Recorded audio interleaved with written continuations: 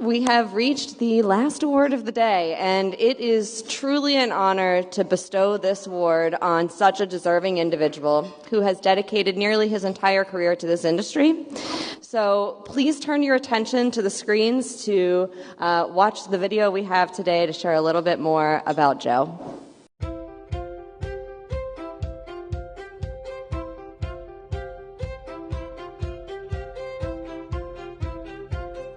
I can't think of a leader I respect more than Joe McGuire. A great leader with humility, a great leader who is willing to serve, and a great leader who brings about consensus and collaboration. Those are the real forms of leadership. And they don't come about by standing or position. They come about because you're effective at what you do. I think he showed initially, from the very beginning really, this idea of vision and the fact that he was able to see maybe things that we couldn't see ourselves at the time. A lot of people don't realize that he built AHAM. He took over the association 23 years ago, moved it from Chicago to Washington, D.C. He established a floor care division, he opened our Canada office, and he built AHAM into a globally recognized brand in the home appliance industry. An association leader who's successful has to be a very good listener, and they have to be authentic. Don't try to be somebody you're not. And I'm living proof that a successful leader does not have to be the smartest person in the room. But having said that, it's very important to find and hire smart people. He set a high standard for other manufacturing association executives. I've been really fortunate to call Joe a colleague and a close friend. And I have to say, I've learned so much about leading by example from Joe McGuire. I had the opportunity to serve on the ASAE board of directors when he was coming in as chair. And it was such a pleasure to bear witness to his leadership, his graciousness, and his real sense of stewardship and purpose that was so important for that volunteer leadership role. I think Joe's legacy will be cemented as the leader of AHAM with his authentic leadership style.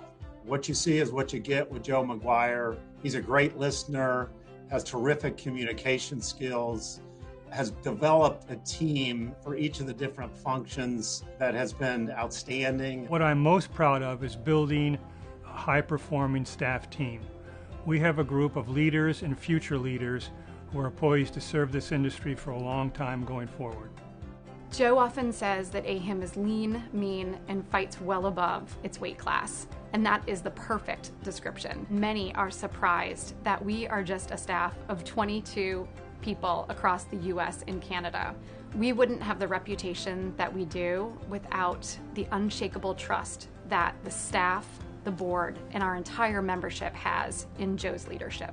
Joe has been a leader of the NAM's Council of Manufacturing Associations. He was a past CMA chairman, as a matter of fact, and a former NAM board member. Joe's demonstrated a collaborative spirit and a dedication to the success of the entire manufacturing industry, and that type of leadership is something that we're all very grateful for. And of course, the guy's a real diplomat.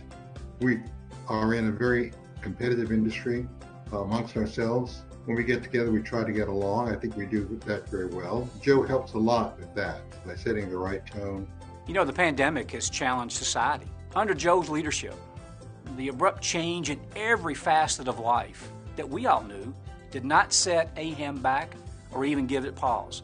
And as a result, we're coming out of the pandemic a stronger, better organization. Looking to the future, I fully expect our industry to continue to prosper and to grow, as long as they can innovate and compete. And they're going to look to AHAM to help them do that so they can stay focused on developing products that are sustainable and safe and enhance consumers' lives. Joe, I can't think of a more deserving recipient of the Association Executive of the Year Award. Thank you for your friendship and for being a true role model for us all. Joe leaves behind a legacy known for acting with integrity and being regarded as an authentic leader who advanced the association, its members, and its staff. Congratulations, Joe, on your award, and I wish you a relaxing and rewarding retirement. Congratulations on receiving this award. It's so well deserved. I've so enjoyed working with you. You've been a great mentor to me, and I know to a lot of the board members and just the membership in general. Congratulations, my friend, on both this award as well as the upcoming next chapter in your life. We're going to miss your leadership in the association community. We're certainly going to miss your leadership here at the NAM, but I have to tell you, we look forward to celebrating with you and with Mary in the upcoming few months. He is a great representative of people who serve in these positions. And it is one of service. I'm really glad that I can at least be one of those who congratulates him and lets him know how much I think the people I work with feel about it. On behalf of AHAM's 22-person staff that have served a combined 135 years under your leadership, congratulations to you, Joe, on this very well-deserved honor. We're leaving behind a legacy of a stronger organization than when you found it. Congratulations to you, buddy, and thank you for everything you've done for us. Well, I've known this Trends Award for as long as I've been in the association business, and I've always considered it the top award of peer recognition a leader could get. So I'm very humbled and very honored to receive it, and I want to thank Association Trends for this award and for continuing to do what it does for this community in recognizing leadership.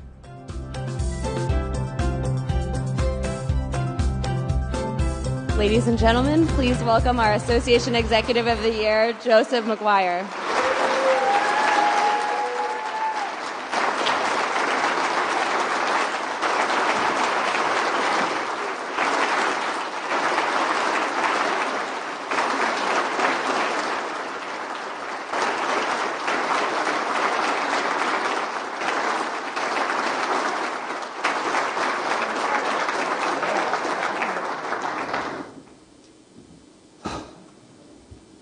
Wow, should have retired a long time ago. Thank you, Brittany. Thank you so much. I am definitely humbled. And as I saw myself saying in the video a minute ago, I've known about this award for as long as I've been in the association world, and I never imagined I'd be standing up here giving this talk.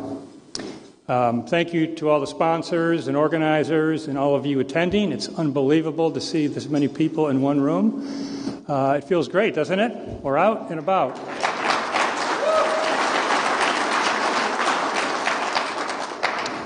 I have lived and worked in Washington for 47 years. It's where my wife Mary and I met and where we raised our 3 sons who are with us here today. 37 of those years I have worked for associations. The 10 years I spent outside the association field were critical to my growth and my career path, but they weren't as much fun as when I worked for the National Association of Home Builders, the Air Conditioning and Refrigeration Institute, and of course, the Association of Home Appliance Manufacturers. With each of my employers, I have been involved in advocacy. There's something about getting a group of competitors to reach consensus and then trying to achieve it in the legislative or regulatory process. For me, the greater challenge is often getting my own members to agree on something than getting a bill passed or regulation settled. Many of you in this room know exactly what I'm talking about. When I accepted my current position, I was not with an association. I was a lobbyist for Allied Signal, now known as Honeywell, which belonged to several trade associations across its business sectors, and I provided liaison to some of them. While my company was a leader in several businesses, it wasn't the biggest chemical company, so I got to see what it was like being a smaller member of the American Chemistry Council, back in the day called the Chemical Manufacturers Association. From my previous association experience, I found the way to leverage the membership was through engagement and volunteering for leadership assignments. This experience was definitely a factor in my return to the association world, this time as a CEO to lead an organization going through a very stressful period. I really had no idea at the time how big a hill I was going to be asked to climb.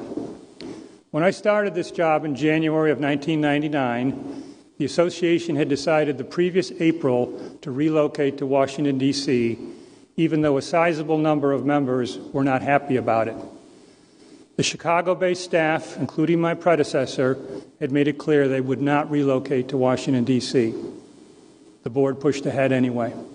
So when I showed up in Chicago, I had a full staff team waiting for me to decide final severance and career assistance programs. Not a pretty scene for anyone. There was also an annual meeting scheduled in 6 months. Reserves had been drawn down by members who also voted to both reduce dues and provide themselves a large dues rebate. As I flew back to D.C., I wondered what else I might find out.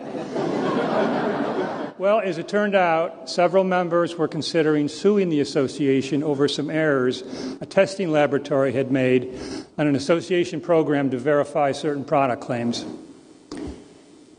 And under the category of piling on, one of the 3 membership divisions sent me a certified letter, I kid you not, indicating their intent to secede from the association to join another en masse, and they wanted to use our lawyer to represent them. Are you kidding me? So I guess if I'm still standing here, it all worked out, right? I think so. I negotiated a settlement with the lab, told our members that rebated fees would stay with the association to build up financial reserves. The members also agreed to a dues increase the following year. As for the secessionists, I urged them to give me 30 days to present to them a business plan and to make the case for staying in AHAM. They agreed. I arranged for a face-to-face meeting in conjunction with an upcoming trade show in New Orleans.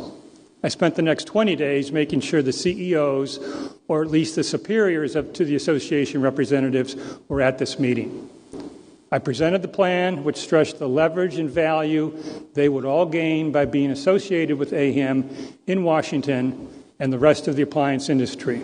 Result? Standing ovation, shaking of hands, drinks on Bourbon Street. I actually didn't make any of that up, and I know some of you here today have gone through similar experiences, do-or-die situations with your members. Frightening, maddening, exhilarating. Looking back on my first year as a CEO, and honestly the past 23 years, the lessons in leadership that stuck with me the most boiled down to culture and confidence. I attribute this to my experience coaching kids baseball and basketball for 14 years. Seriously, coaching kids, particularly when their parents are watching closely, is great leadership, if not political experience. I never really had the occasion when parents complained to me about their kids' lack of playing time. On the contrary, one of my major coaching takeaways actually involved the opposite. I think it was my 3rd year managing the Tigers of Cap City Little League. Any former players out here? The team was starting to win more games than they lost. We still got a little silly in our practices and laughed a lot, but the fundamentals were kicking in. Our culture was now accompanied by an additional sense of purpose. They wanted their team to win, and they recognized what they could do to help. We found ourselves in the championship game against the dreaded Yankees, a regimentally prepared team. It was the bottom of the last inning. We were up by 1 run. We were in the field, and the Yankees were at bat. There was 1 out, and we had already given up 2 runs this inning. Our pitcher had walked 3 batters and was leaking oil badly. The Yankees had runners on second and third base and a slugger at the plate. It seemed like the confidence built up over the season was being sucked out of us pitch by pitch. Now, pitching for us was our regular catcher, Nick, who was a little but scrappy, competitive kid. He was very close to tears or screaming. So was I. The problem was we really had no pitchers left. Taking Nick out would put one of our younger kids in who would definitely get shelled or walk in more runs. We needed Nick to finish the game. He actually looked like he might want to come out. I called a timeout to go out and talk to him. Now, Nick's parents always sat directly behind home plate, because he was the catcher mostly, to be close to him. Nick got his competitive flair from his mom, who could be heard on each pitch. Frame it, Nick, frame it, frame it. But now they were standing behind the dugout, and when I got to the open end of the dugout to go out, his mother yelled, "Hey, Coach, come here." I said, "Okay." She said, "Take him out." I said, "What?" "He's going to walk that guy and then melt down." Now, his dad was a doctor, never said a word during games. I looked at him for some signal, perhaps a raised eyebrow, to communicate, "Don't listen to her, keep him in." Nothing. He just stared at me. I felt like barfing. I walked out to the mound. Nick was pretty upset. He wouldn't even look at me. I said, Nick, do you want to come out? Nothing. No eye contact. Listen, we only need 2 outs. You can get these guys. You have a great team behind you. You can do this. Still, he wouldn't look at me. I thought he wanted to come out. I left him on the mound and walked back to the dugout, wondering if he was following me. I was afraid to look back at him or his mom. He stayed in the game. The next batter hit a screaming line drive to right field, where I was hiding a 9-year-old because he needed some playing time. The ball was hit directly to him. He caught it with a one-handed, nonchalant catch. Immediately, the runner on third base touched the base and started heading for home. Now, those of you who've been in Little League, coached Little League, been there, you know that tagging up from third to home in Little League is usually you're going to score because it requires a great throw from the outfield and a great play by the catcher.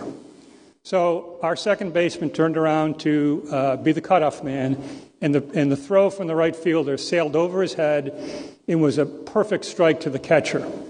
Now, we didn't know it at the time, but our catcher would go on to be a Division I football quarterback. And his dad the next year would be entered into the NBA Hall of Fame. So he wasn't exactly a skinny little kid. The kid on third base had not a prayer as Cameron Dantley was standing there with the ball in his glove just waiting to tag him out.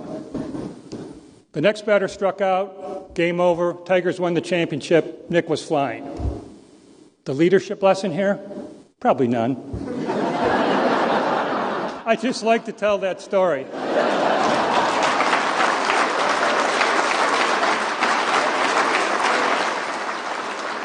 However, or when a big decision is required, get the input you can, but have confidence in your judgment. As far as culture, they say culture eats process for lunch every day.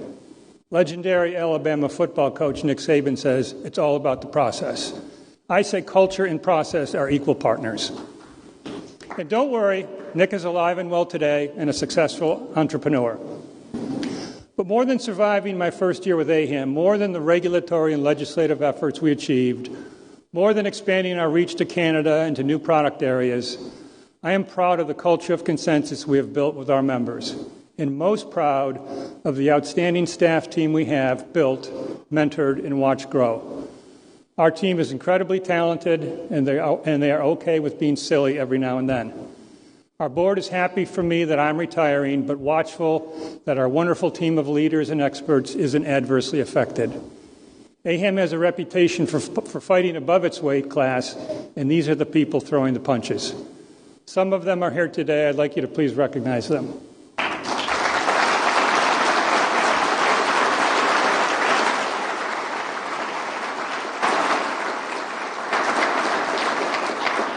Lastly, I would like to say a couple words about the past 2 years. Next Monday, we will all begin our third year working amidst COVID.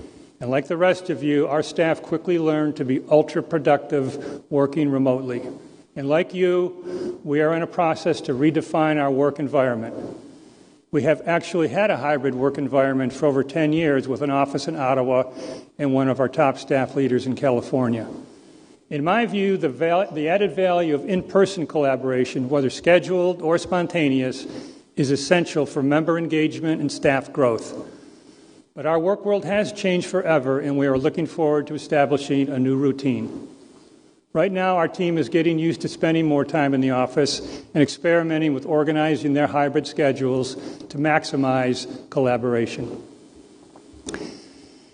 The other event of the past 2 years, which still reverberates, was the murder of George Floyd in Minnesota.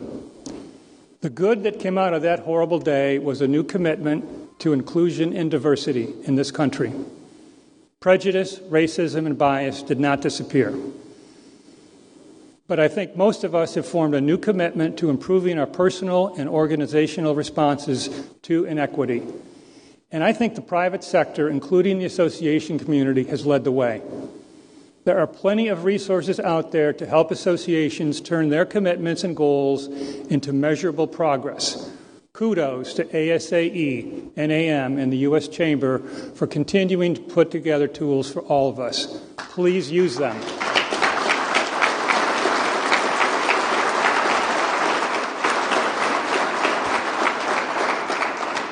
In case some of you didn't know it, I am retiring this year, actually in a few months.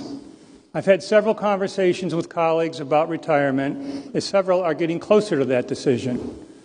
We talk about the forums we use to network with peers and continue to learn from each other. NAM's Council of Manufacturing Associations, the U.S. Chamber's Committee of 100, and of course ASAE have each been essential in my learning how to do this job. And there are more other informal groups that provide networking and learning opportunities. I urge all current and future leaders out there to seek out peer groups to share your knowledge and to learn. It's important to know that many of your challenges are the same ones shared by others. And none of us should forget that associations contribute so much to our society and our economy. We should all be proud of this and make sure policymakers, the media, and the public realize it. I want to thank my members for their support and to our great AHAM staff for their support and friendship in putting up with my humor. Hopefully some of the laughing wasn't just to placate the boss, but if it was, don't tell me. And thanks to our friends Loretto and John Powers for being with us here today. And because I got a couple laughs today, I want to say something about my wife, Mary, who was adamant that she is funnier than me. And often she is, and sometimes it hurts. Some of you remember the song Baby I Love You by the Ronettes, covered by many artists. I like the melody, and the words are nice and reflect how hard it might be at a given moment to tell someone how much you love them. Have I ever told you how good... Okay, I won't sing it. So one day at work, I got the bright idea that I would put those lyrics in an email to Mary. I signed it me and Phil Spector, who, in spite of being dead and a convicted murderer, was due some attribution for writing and producing this song. Whatever. So I send the email, and I'm waiting for Mary to reply or to call me. She calls me. I say hello. Silence. I'm thinking she is too emotional to speak. This is great. I will help her. So I say, get any interesting emails? She replies, did you get hacked?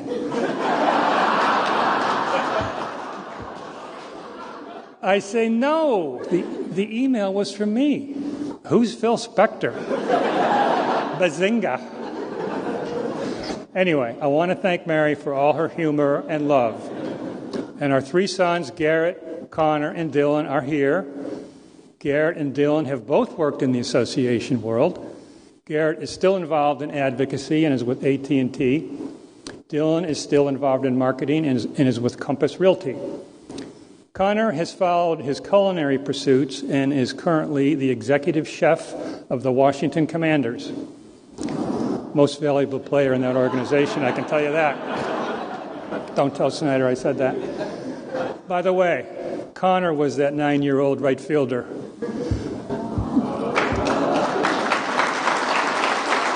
Anyway, some of you may have noticed that Garrett is accompanied today by his wife, Megan, for whom I threw in the Nick Saban quote. And of course, with them is their almost 5-month-old daughter and my granddaughter, Sloan.